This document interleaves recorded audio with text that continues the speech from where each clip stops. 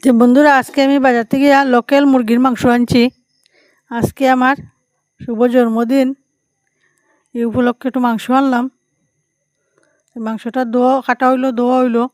তখন আমি এটার মাঝে হলুদ দিলাম, মরিচের গুঁড়া, অল্প জিরার গুঁড়া, স্বাদ মতো লবণ দিছি আগে। কাঁচা সর্ষের তেল দিলাম। ওখন আমি কুচি করে রাখা, কাটিয়ে রাখা পেঁয়াজ দিমু, দিয়া তেজপাতাটা দিয়ে মাখিয়ে রাখমু। লোকাল মাংস তো একটু মাখিয়ে রাখলে মশলাটাও লবণটা ঢুকবো মাংসর ভিতরে।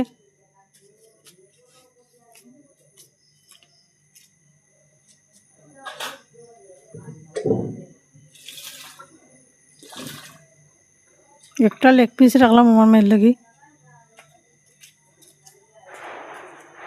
মাখাটা হয়ে গেল।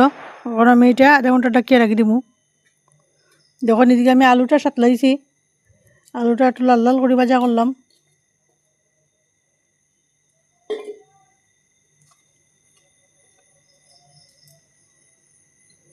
আলু ভাজাটা তো হয়ে গেছে। ওখানে আমি এটা আমার পেঁয়াজ সম্বাস দিমু। কুচি করে কাটিয়ে রাখা পেঁয়াজ দিলাম। পেঁয়াজটা অল্প ভাজা ভাজা হোক।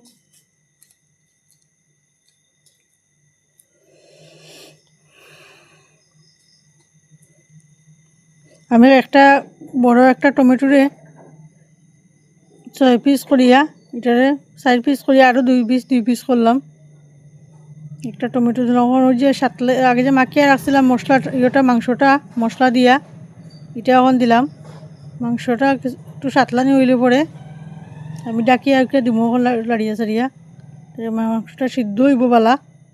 লোকাল মুরগি তো একটু সময় লাগবো। লোকাল মুরগির মাংস তো খাইতে অসাধারণ টেস্ট।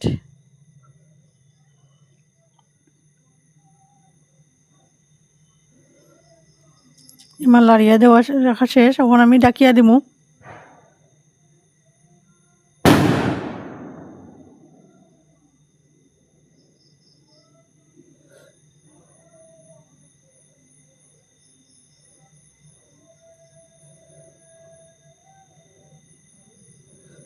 তো দেখুন আমার মাংসটা সিদ্ধ হয়েছে। এখন আমি আদা বাটা, রসুন বাটা এটা দিলাম। দিয়ে একটু লাড়িয়া সারিয়ে এটা আরও সাতলাইমু। সাতলাইয়া যখন মাংস থেকে তেল ছাড়বো, তখন আমি অল্প একটু জল দিমু, বাজিয়ে রাখা আলুটা দিমু। যখন মাংস থেকে তেল ছাড়াতে শুরু হয়েছে,